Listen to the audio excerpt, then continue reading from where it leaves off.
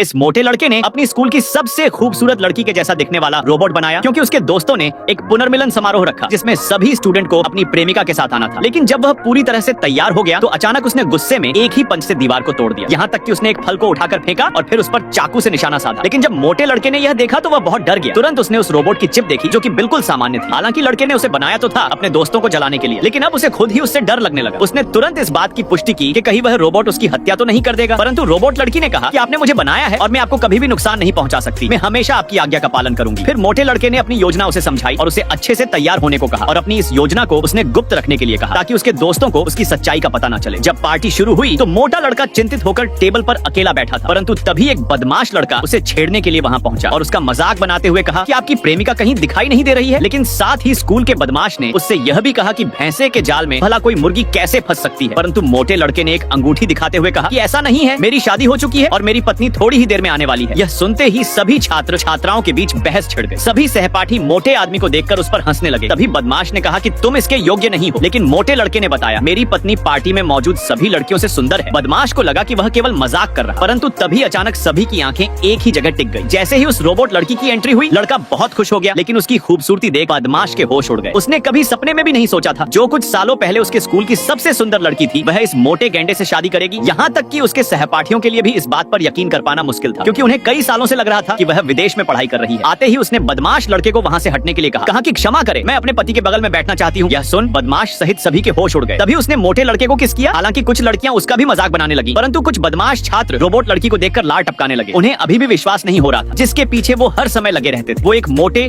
और बदसूरत लड़के से कैसे प्यार कर सकती है। कुछ समय बाद जब मोटा लड़का उसे अकेला छोड़कर बाथरूम में चला गया, तभी बदमाश लड़के उस रोबोट लड़की के पास आए और कहा कि तुमने किस आधार पर उसे चुना है? क्या तुम्हें नहीं लगता कि तुमने एक गलत फैसला लिया है? लेकिन लड़की ने कहा कि तुम लोग इतनी जलन क्यों कर रहे हो? वो मुझसे बहुत प्यार करता है। तुम लोग केवल प्यार की बड़ी बड़ी बातें कर सकते हो बस, लेकिन वो मेरे लिए प्यार में जान भी दे सकता है। परंतु इतनी बेइज्जती सहन करने के बाद उन्होंने अपना गुस्सा मोटे लड़के पर निकालना चाहा।